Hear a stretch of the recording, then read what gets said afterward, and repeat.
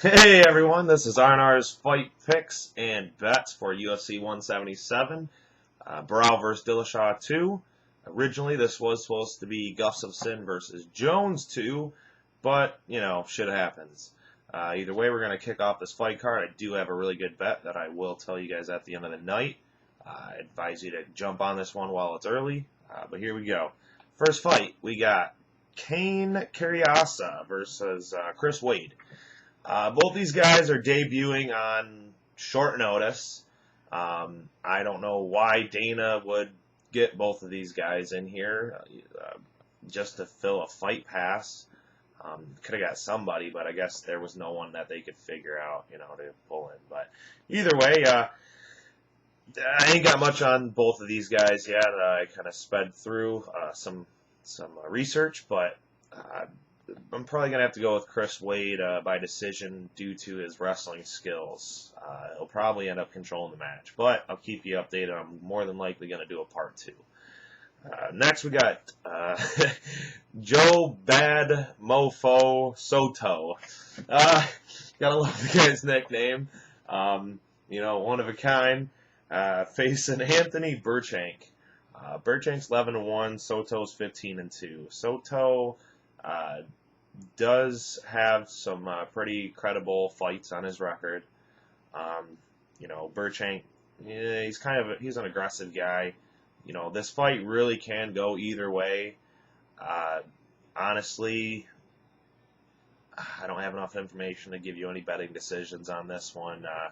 So far, this one's going to be a pass unless you're just going to parlay them in like a $1, 5-man or something. But either way, I'm probably going to have to go with Soto on this one. More than likely by decision. Next, we got Anthony Hamilton and, Kwan, but I believe it's Ron Potts. Potts fights out of South Africa. Question of the day. Tell me another fighter that fights out of there that was any good in the UFC.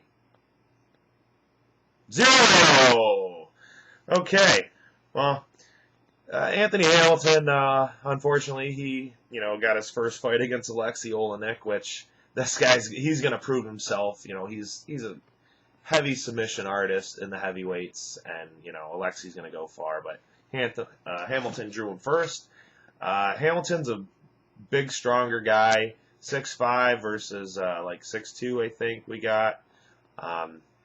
Hamilton just didn't get the chance to, prove anything.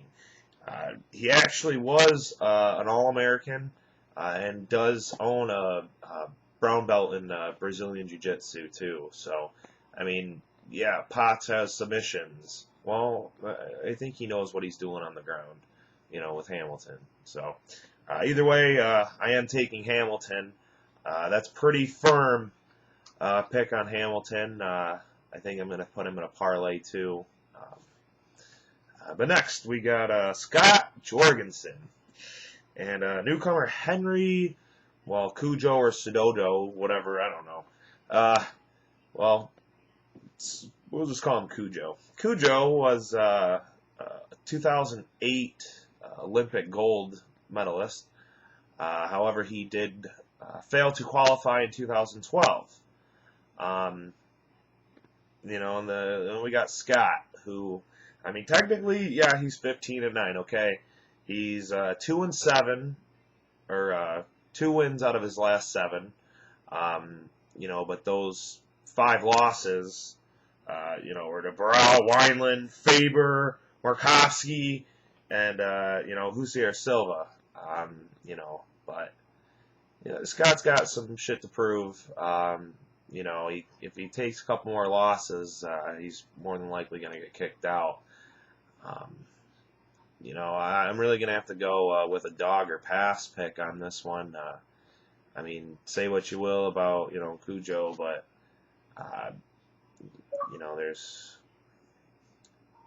he should win the fight.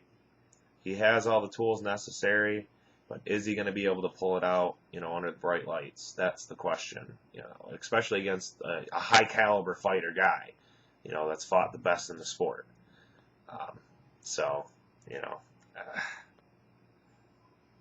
My heart's telling me Jorgensen. Cujo ain't no Zach Markowski debuting, and that's final. Scott Jorgensen decision. Next, we got my favorite fight of the night, the one I'm looking forward to the most, Derek Brunson and Lorenz Larkin. Lorenz Larkin, in the beginning, he went 14-0. He had one overturned because I think he failed a drug test. But this guy was a killer in Strikeforce. He's got 8 knockouts, 6 decisions, with 0 submissions. But once he hit the UFC and got his first draw on Francis Carmont, he hasn't done anything. Brad Travers beat him. Then we got Derek Brunson. This guy's, his last fight, he lost to Yoel Romero. He was winning the fight until about 2 minutes into the third round. He caught a nasty uppercut, I think is what caught him, or a left hook. And, he's just kind of stumbled, and Romero put the ground and pound of the elbows on him. Shit. What can I say? Other than that, the thing that I do love is, Bronson's fighting out of Jackson MMA. I like that camp. I like the guys who come from that camp. They're smart fighters. Not all of them, have that killer instinct every fight. Sometimes they can just coast. Everybody knows. But regardless, it's an amazing camp, and Brunson is he's going to be too much for Larkin. I even think Brunson has the upper hand on the striking too, because he moves around, and the cardio is there as well. Larkin fades out further in the fight, and Brunson mixes in his takedowns with his kickboxing very well. The current betting lines actually have Brunson right now at a -135. I caught him last night at 125. I'll tell you that bet later. But this is one guy that I will stress, if you're watching, get to your bookie, do whatever you got to do, get a bet on as soon as possible on Derek Brunson. This isn't like a 5-star pick, but I'm rating it a damn near almost 4-star. I put half my bankroll on it right now that I'm playing with this week. That's how much confidence I have in Brunson on this fight. So catch it when you can. Next we got Yancy Medeiros, versus Damon Jackson. Damon Jackson, I believe, is the legacy champ right now. He's actually picking up this fight on 9 days' notice. That doesn't say a good sign very often. Betting lines are actually damn near even, with Yancy at -120 and Jackson at -110. I think Jackson's pulling this one off with wrestling. He's 9-0. I just think the takedown is going to be the decision factor in this fight. So I am picking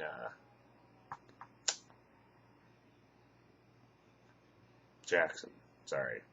All right, next we got Ramsey Najim and Carlos Ferreira. Ramsey, you never know what you're going to get with him. Sometimes he looks amazing, and sometimes he does not look amazing. It's pretty much either the fight's going to end quickly or he's going to lose. There's not... I don't know. I've just never been very high on Ramsey Najim. Carlos, he's 10-0. He's a newcomer. I don't feel that Ferreira should necessarily be a 2-1 overdog. I think it should be more of like a, you know, minus 175. But this one's a really hard one to pick. Probably going to have to go with Ferreira.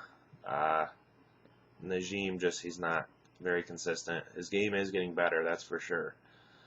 So I would not be surprised if Najim did win this fight. However, I'm going to have to go with Ferreira. Next we have the women's fight on the pay-per-view. Two not even high prospect women on the pay-per-view. Beth Carrera and Shayna Baszler. Baszler has been around the block. She's 15-8. She's fought high level. Her losses were like Sarah Kaufman, Alexis Davis.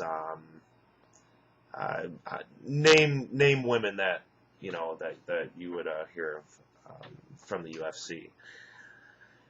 This one's a tough one too. Baszler slows down significantly if she does not finish in the first round. Everything just kind of goes with her cardio and whatnot. That's why I think Beth is going to pull this one out by decision.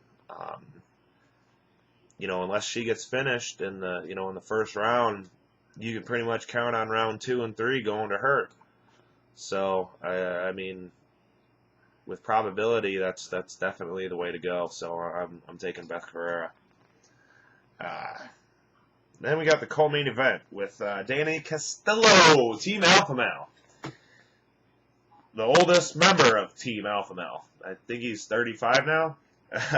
Fighting Tony Ferguson, who is not 35. I don't even think he's 30 yet. Castillo, he's he's Team Alpha Male. These guys are great for the lower weight classes. Dwayne Lugwood did an amazing job. What can I say? But that's not going to be enough.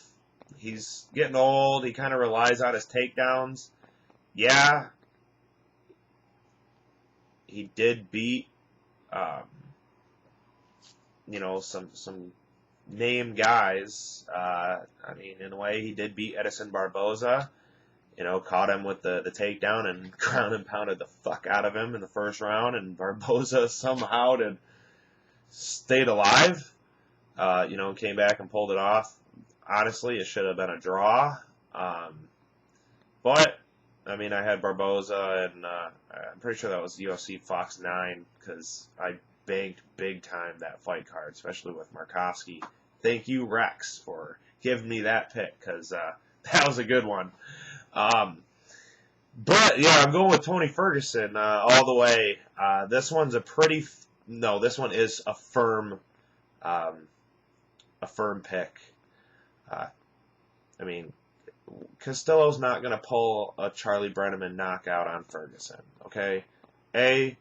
Charlie Brenneman fucking sucks. Okay, Dave and Trevor? Just so you guys realize that and understand. Yes, he's a can crusher. That's about it. But, Tony Ferguson, more than likely by a, I think this one's probably going to be a quick one. I think it's going to be a first-round TKO. Ferguson already looks pissed off in his interviews, and, he's not fighting with anger. He's just fighting with assholeness that he has. That's just who he is. Firm Tony Ferguson. Then we got the main event. Renan Barão taking on T.J. Dillashaw, another Team Alpha Male. Well, Dillashaw kicked Barão's ass the first fight.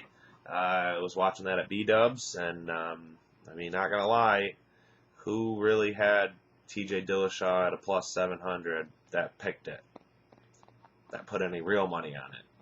Well, it wasn't me, but I didn't put big money down on Barão either.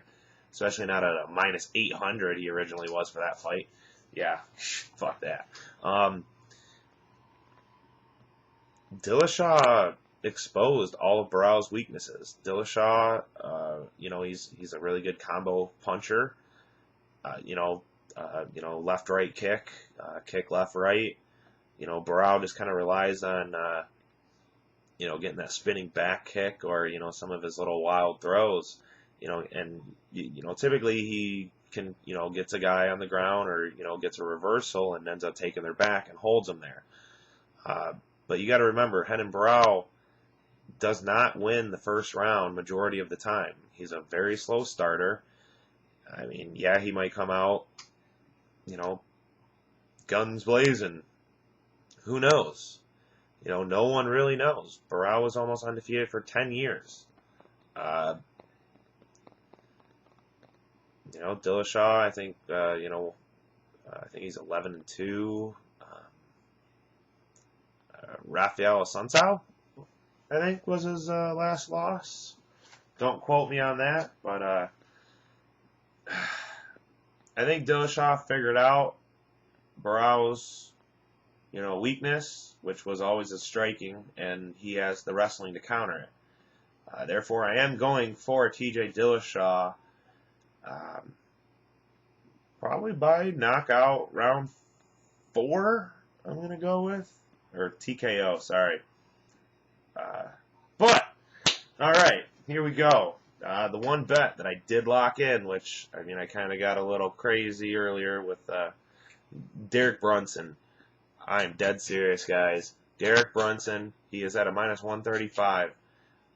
I laid down 62 for 50. I was just going to put my whole bankroll on the guy, but I wanted to play a little more with, I'm dead serious. Get him before the weigh-ins. Place your bets on Brunson right now. Other than that, I did do a Hamilton Ferguson. I'm still not willing to pull the whole trigger on it, so I threw an even bet down of 15 for like 17, I think it was. But other than that, subscribe to the channel. I will post my bets on my page during and before the fight card starts, and more than likely I will do a part 2 with a total summary of some bets and decisions of why I made them. Over and out, R&R's Fight Picks.